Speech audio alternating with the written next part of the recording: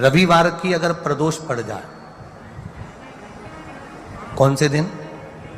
रविवार की प्रदोष के दिन ये प्रयोग अवश्य कर देखिएगा।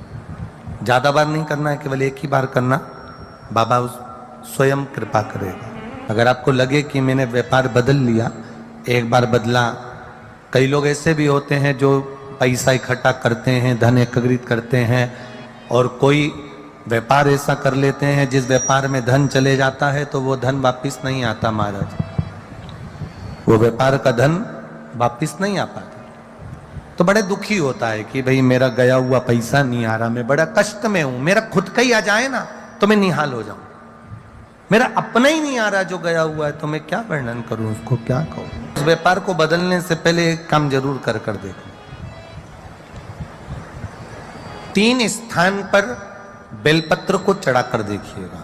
धन भी हमारा कहीं डूब गया, आ नहीं रहा है, तो प्रयास करना 3 स्थान पर चढ़ाई गई बेलपत्र हमें सुख का अनुभव करा देती है। बहुत ध्यान लगाइएगा।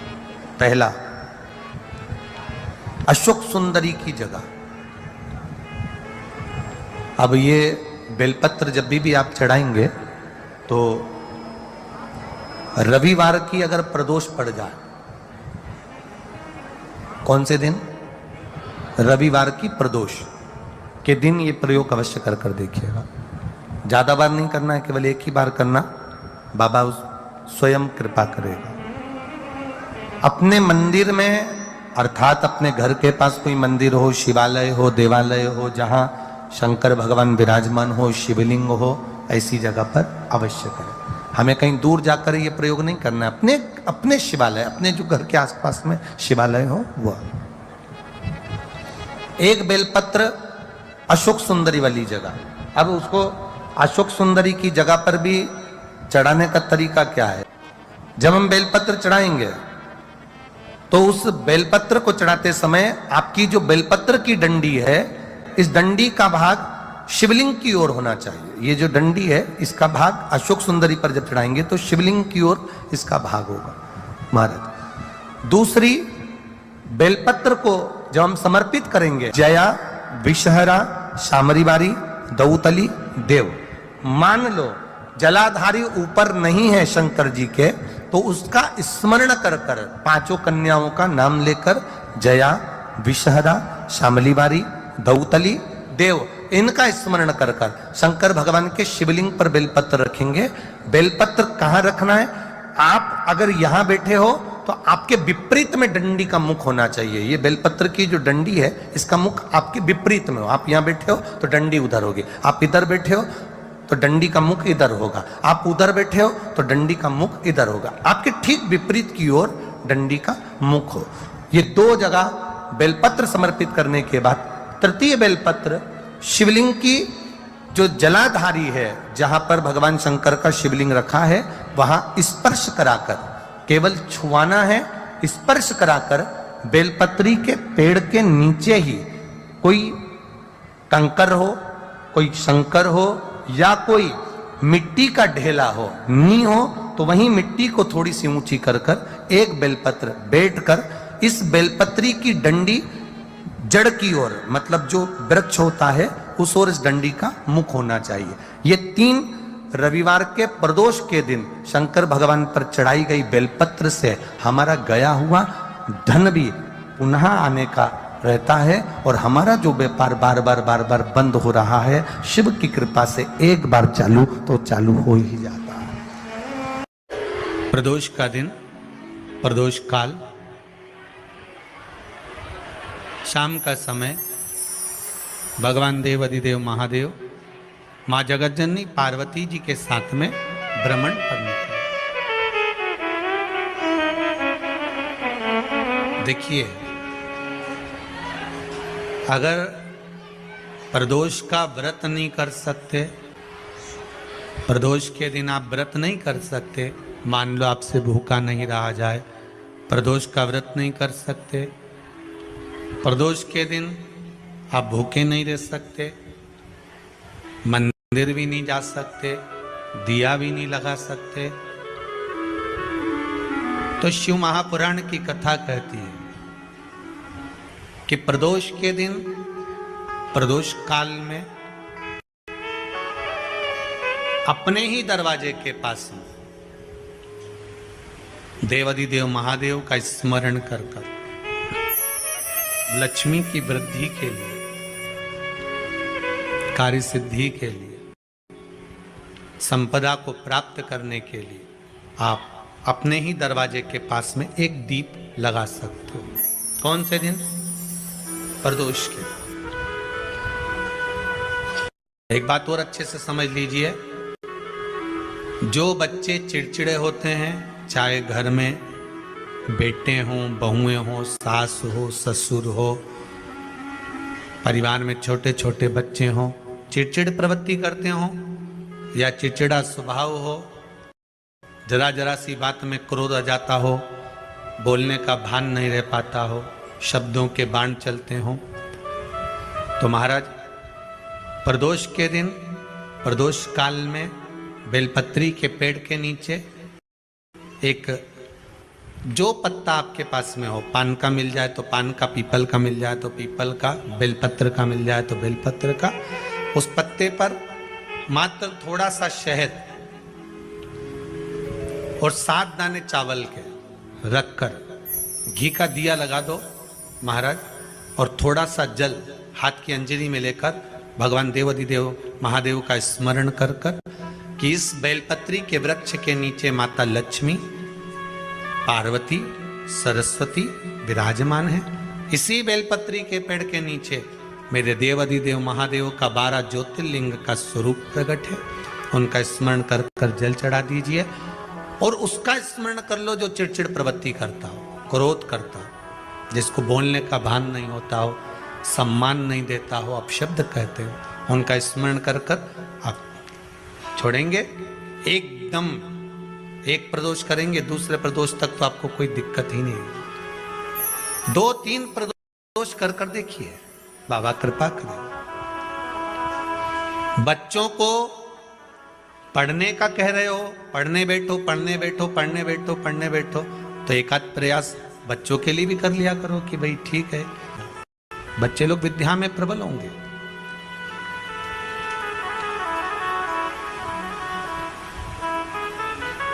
शिव उपासना का जो फल है वह 1000 गुना का लगे। कोई शंकर का विरल भक्त, शिव का उपासक, शंकर का गुणगान आनंदमय करने वाला। हम तो यहां तक मेरी जीजियों से कहेंगे, तुम्हारे घर के नजदीक में कोई शंकर का मंदिर होना, ओ मेरी बहनों, मेरी जीजियों, मेरे जीजाओं, मेरी बेटियों, बेटाओं, तुम्हारे नजदीक में अगर शंकर का मंदिर हो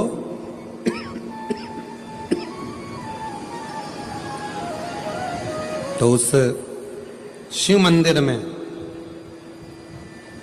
सोमवार के दिन, प्रदोष के दिन यदि कुछ लोग एकत्रित होते हों, भजन करते हों, कीर्तन करते हों, कुछ नहीं तो अपने घर से एक बाल्टी में पानी भरकर उनको पिला कर आ जाया करो। पानी नहीं हो तो थोड़ी खड़ी शक्कर ले जाया करो, थोड़ा गुड़ ले गए, उनका मुख झूठा करा दिया करो। क्यों? क्योंकि शिव भक्त के शरीर की हड्डी का स्पर्श भी राक्षस को हो गया, वो तर गया। अगर कोई शंकर का भक्त है और उसका मुख हमने झूठा करा दिया तो हमारे घर के भंडारे कभी खाली नहीं होते, भरे भरे। करना क्या है?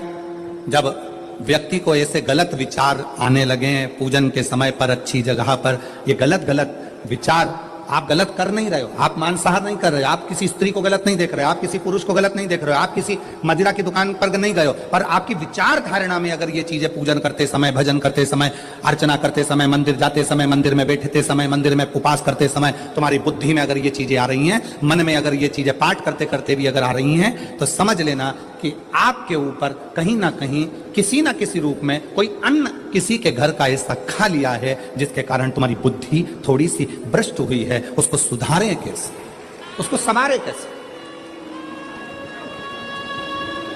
अब किसी ने यही प्रसंग को सुनकर कहा, गुरुजी अगर किसी के घर का अन्न खाया है तो अन्न खाने के बाद तो वो पच गया, पचने के बाद वो गंदगी में निकल भी गया। अब तो वो विचार आना बंद हो जाना चाहिए। अब तो 1 साल हो गया, 2 साल हो गया, 1.5 साल हो गया, 6 महीना हो गया, तो भी वही विचार आ रहा है। तो हमारा निवेदन है, भोजन करने के बाद भोजन पच जाता है, भोजन करने के बाद भोजन समाप्त भी हो जाता है, पर उस भोजन से जो रक्त की 4 बूंदें बनती हैं वो इस शरीर में दिन रात तुम्हारे मरते दम तक दौड़ती रहती है। शरीर में वो रक्त की बूंद चलती रहती है। इसलिए विचार 1 साल, 2 साल, 4 साल, 6 साल, 15 साल ऐसे चलते रहते हैं। उस विचारों को, गलत सोच को, गलत विचारों को, गलत दृष्टि को समाप्त कैसे करें? मेरी जीजियों, मेरे जीजाओं, मेरी बेटियों, बेटाओं, मेरी माताओं, मेरे भाई, मेरे बांधव, अपने को भी अगर गलत विचार आते हो, पूजन के समय पर पाठ करते करते गलत जगह पर अपना मन जा रहा हो, तो 5 प्रदोष, एक कटोरी में 1 चम्मच घी, गाय का, देसी गाय का 1 चम्मच घी, 1 चम्मच भी ना हो तो आधी चम्मच घी, आधी चम्मच भी अगर घर में ना हो तो 2 बूंद घी, 2 बूंद भी ना हो तो देसी गाय का 1 बूंद घी अपनी हथेली में मध्य में लगाकर, जो शंकर भगवान का,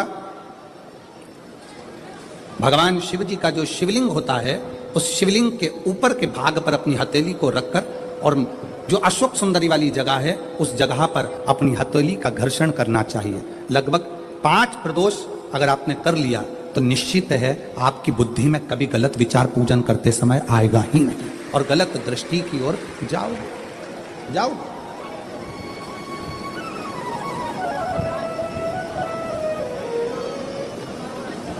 वेद लक्षणा गाय, देसी गौ माता का घृत जीवन को एक आनंदता देता है।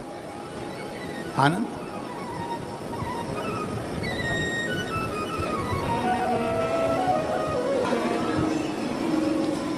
गौ माता का, देसी गाय का घृत, वेद लक्षणा गाय का 1 बूंद घृत हाथ की हथेली पर लगाकर शिवलिंग के ऊपर और अशोक सुंदरी की जगह पर घर्षण करने से जो गलत विचार, गलत सोच, गलत दृष्टि, गलत भाव, ये समाप्त हो जाता है। समाप्त हो। शिव महापुराण की कथा कर रही है। 3 स्थान का स्पर्श रोग का निवारण कर देता है। 3 जगह पर चढ़ाया गया अक्षत हमारे मन को एकाग्रित कर और हमें अपनी मंजिल तक पहुंचा देता है। और प्रदोष और शिवरात्रि के मिलन का महोत्सव हमारे जीवन को आनंदता देता है। प्रदोष का दिन, प्रदोष काल का समय, भगवान शंकर प्रदोष के दिन, प्रदोष काल में अपने भक्तों के घर पर नंदी के कान में जो बोल कर जाता है, शिवजी नंदी पर बैठकर उस भक्त के दरवाजे पर उसका कल्याण करने के लिए प्रदोष के दिन, प्रदोष काल में पहुंचते हैं। हर हर। प्रदोष के दिन, प्रदोष काल में देवाधिदेव महादेव उस शंकर के भक्त के घर जाते हैं जो भगवान नंदीश्वर के कान में कहकर जाता। नंदी के कान में जिसने कहा,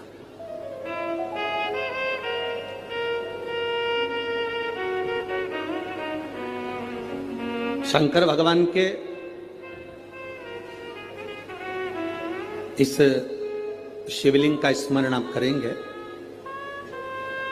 बीच में जो एक मोटी सी लाइन होती है, इसको अशोक सुंदरी कहते हैं। सब लोग दर्शन करें, जम के बोलो जरा, करें।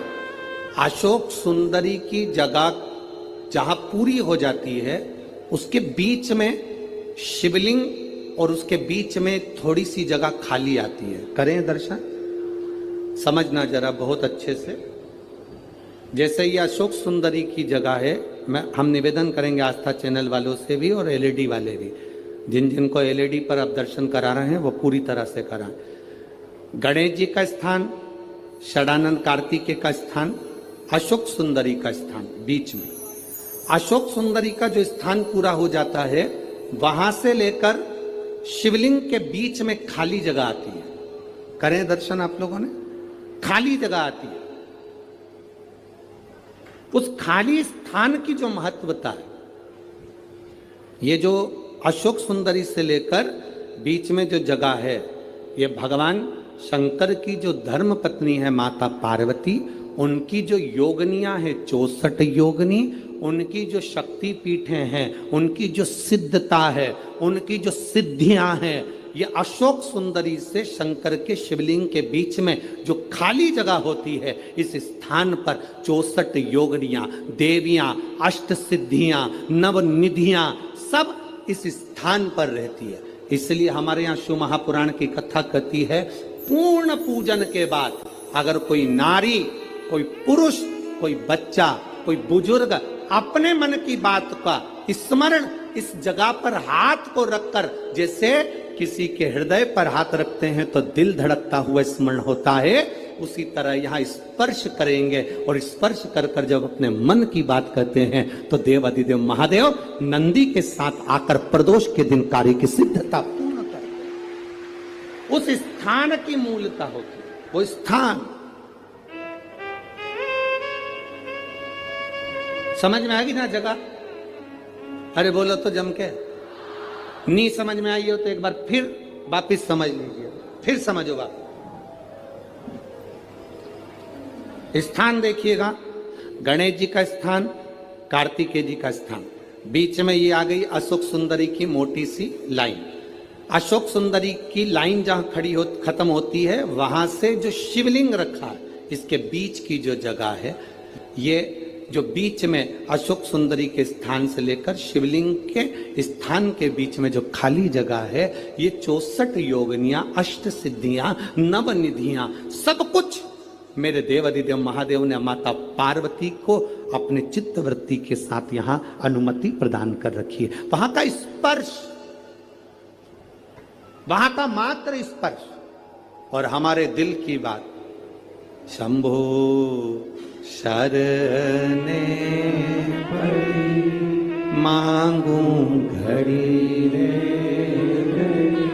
दुख काटो दया करी ने दर्शन। उस स्थान का स्पर्श हमें सुख देता, स्थान का स्पर्श।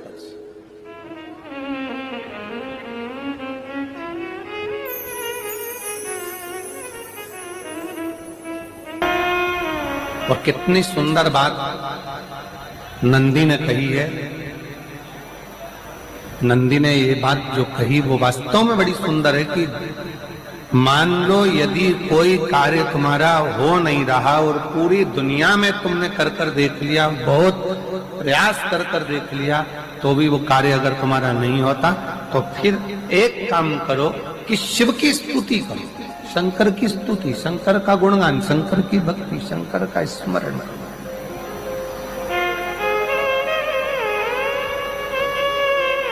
फिर शिव की स्तुति करिए, शंकर से विनय करिए, शंकर से निवेदन करिए, शंकर का गुणगान करिए।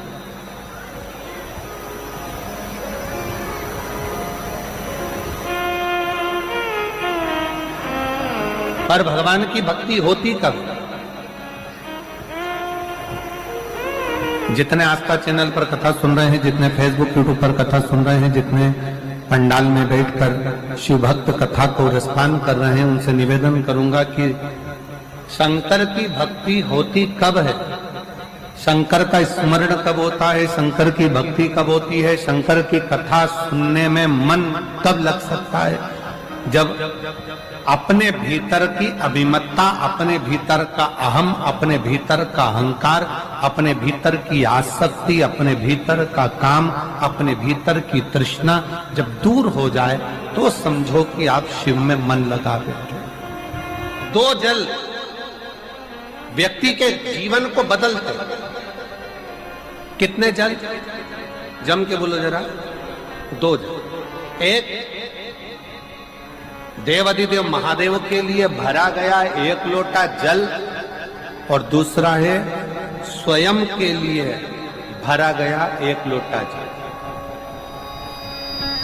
यहां पर अगर बुजुर्ग मेरी माताएं बैठी होंगी, मेरी जीजियां बैठी हैं, मेरे जीजा बैठे हैं, बुजुर्ग जितनी माताएं बैठी हैं, वो पुराने समय का अगर लेख उठाकर देखेंगे तो पुराने समय के लोग भोजन करने बैठते थे ना, तो भोजन करने से पहले अपने पानी के लोटे को भरकर, अपना गिलास भरकर बैठते थे। किसी ने देखा है कि नहीं देखा? जम के बोलो जरा, देखा है आप लोगों ने? पुराने समय के लोग जब भोजन करने बैठते थे, पुराने समय के लोग जब भोजन करने बैठते थे, तो अपना पानी का गिलास, अपना पानी का लोटा पहले भरकर आसन लग जाता था। बहू आसन लगा देती थी, बहू खाना बना देती थी, घर की पत्नी खाना बना देती थी, भोजन बना देती थी, घर के लोग भोजन दे देते थे। थाली कोई भी लगा कर ला कर दे, थाली कोई सजा कर ला कर दे, पर घर का जो व्यक्ति खाना खाने बैठता था, भोजन करने बैठता था, वो अपना पानी स्वयं भर कर बैठता था।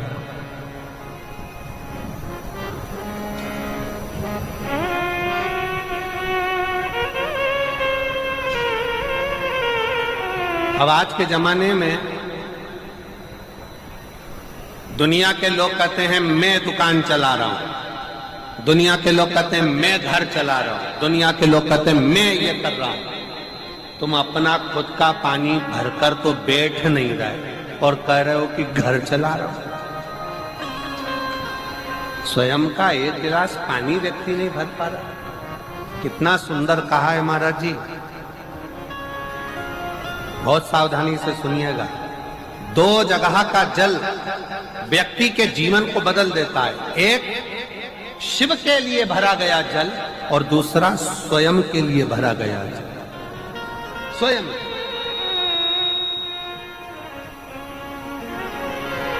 शंकर के मंदिर में जा रहे हो, एक लोटा जल अपने घर से भरकर लेकर चले जाओ और अपने घर में जब तुम भोजन करने बैठ रहे हो, जब तुम रोटी खाने बैठ रहे हो, भोजन करने बैठ रहे हो, भोजन ग्रहण करने बैठ रहे हो, जब तुम भोजन को ग्रहण करने के लिए बैठ रहे हो, तब अपने घर में जब तुम भोजन ग्रहण करने बैठ रहे हो, तो एक लोटा जल या एक गिलास पानी भरकर बैठो।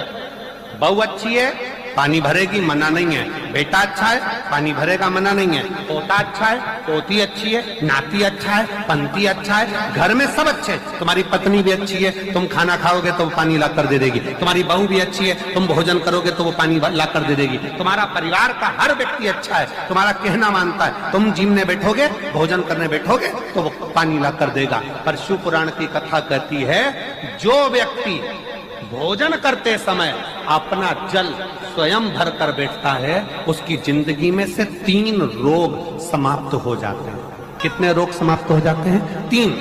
पहला, अपना जल स्वयं भरकर बैठने वाले के घुटने का कभी भी डॉक्टर उसके घुटने बदलने का बोलेगा ही नहीं। घुटना बदल कर कंधे तक जिसकी हड्डी में दर्द होता हो, या जो सुबह सुबह सोकर उठता हो और उसके कंधे दुखते हो या पीठ दुखती हो, दूसरे नंबर का रीढ़ की हड्डी का दर्द, और तीसरे नंबर का डॉक्टर को दवाई खा खा कर परेशान हो गए, और आधा सिर का रोग, भुकुटी, ये भौएं दुखती हो, सिर दुखता हो, ये कान के पास का दर्द होता हो, तो अपना भोजन करते समय अपना पानी स्वयं भर कर बैठो। आपको ये 3 रोग से मुक्ति अपने आप मिलना प्रारंभ हो, अपने आप।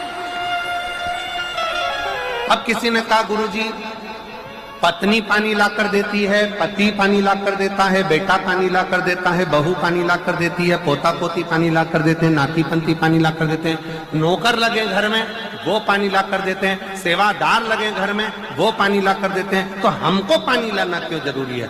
तो अग्नि पुराण में वर्णन आता है कि जो घर में पानी जिस मटके में भरते हो, जिस हंडे में भरते हो, जिस बाल्टी में भरते हो, जिस टंकी में पानी भरते हो, पीने का पानी जिस हंडे में, मटके में, बल्टोई में, जिस गगरे में तुम भरते हो, वो स्थान पितरों का स्थान रहता है। जब हम पानी भरकर भोजन करने बैठते हैं तो हमारे पितर भी उस स्थान पर आकर निश्चित जगह पर बैठते हैं, और जब हम भोजन ग्रहण करते हैं तो हमारे पितरों के भाव का आशीर्वाद हमारे ऊपर पड़ जाता है, जिससे हमारे 3 दर्द समाप्त हो। स्वयं भरो,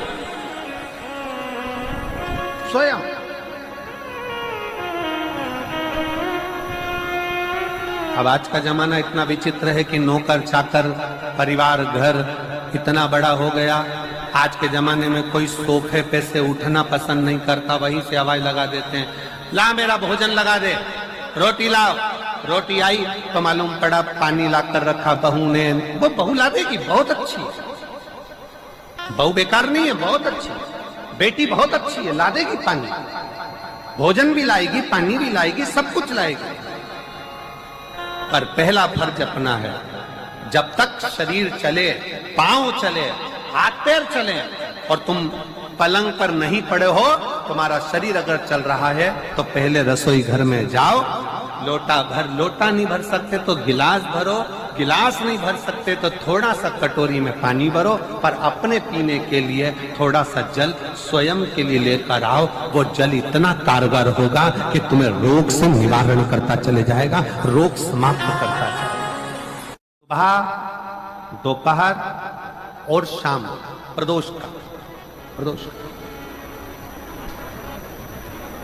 ये 3 समय एक ऐसा समय है, मान लो सुबह यदि आपको समय ना मिले भगवान शंकर का गुणगान करने के लिए, मान लो दोपहर का समय ना मिले शंकर भगवान का गुणगान करने के लिए, तो शिव पुराण कहती है जब सूर्य डूब रहा हो, प्रदोष काल का जब समय हो, तब उस शंकर का गुणगान करो तो सारी जिंदगी तुम्हें किसी के आगे हाथ नहीं फैलाना पड़ेगा। भगवान भोलेनाथ स्वयं तुम्हें उतना प्रबल वैभवपति बना